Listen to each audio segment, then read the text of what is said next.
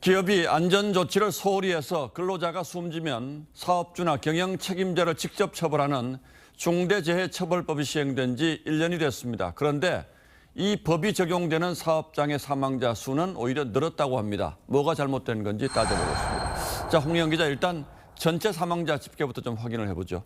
네, 지난 한 해 동안 일을 하다가 산업재해로 644명이 목숨을 잃었습니다. 예. 그나마 1년 전보다는 조금 줄었는데요. 하지만 자세히 들여다보면 이 중대재해처벌법이 적용되는 50인 이상 사업장은 사망자 수가 오히려 늘었습니다. 이 법이 사고를 줄이는 데 효과가 있었다고 보기 어려운 이유입니다. 자, 그렇다고 법이 생겨서 사망자가 늘어나는 건 아닐 텐데 주로 어떤 곳에서 사고가 많이 났습니까? 네, 사망자가 나온 사고의 절반 이상이 이 건설 현장에서 일어났습니다. 특히 10대 건설사는 사망자 수가 20명에서 25명으로 늘었는데요. 이 10대 건설사 가운데 1년 동안 사망 사고가 없었던 곳은 단 한 곳뿐이었습니다. 이 법으로 처벌받은 기업인은 있습니까?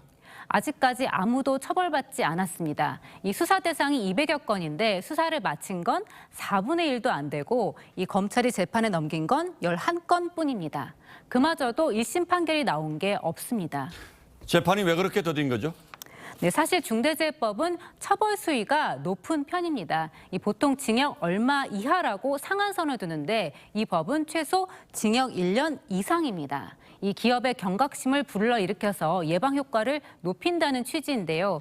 정작 법이 모호해서 혐의를 입증하기 어렵다는 지적이 나옵니다. 실제로 16명이 독성 물질에 중독돼서 기소된 두성산업은 이 중대재해법의 처벌 기준이 헌법에 위배된다면서 위헌 소송을 제기했습니다. 예. 처벌 수준을 높이기 위해서 이제 범죄가 돼야 되는데 범죄 요건을 구성하면서 좀 모호한 개념들을 사용하긴 했어요. 추상적인 얘기들을. 그러니까 이제 눈에 딱 들어와야 되는데 과연 그럼 어디까지가 처벌되는지 여부에 대해서 아직 명확하게 기준이 안 서 있는 거죠. 자, 처벌에 명확한 기준이 없다. 그런데 오래 지나면 적용 대상이 더 늘어나죠?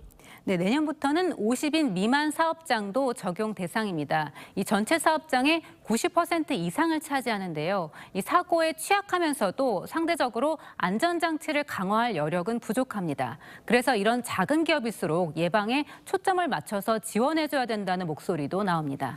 예, 이 법의 실효성 논란은 처음부터 있었는데 이제 1년이 지났으니까 뭐가 문제인지 다시 한번 살펴볼 필요가 있겠군요. 예, 홍영 기자 잘 들었습니다.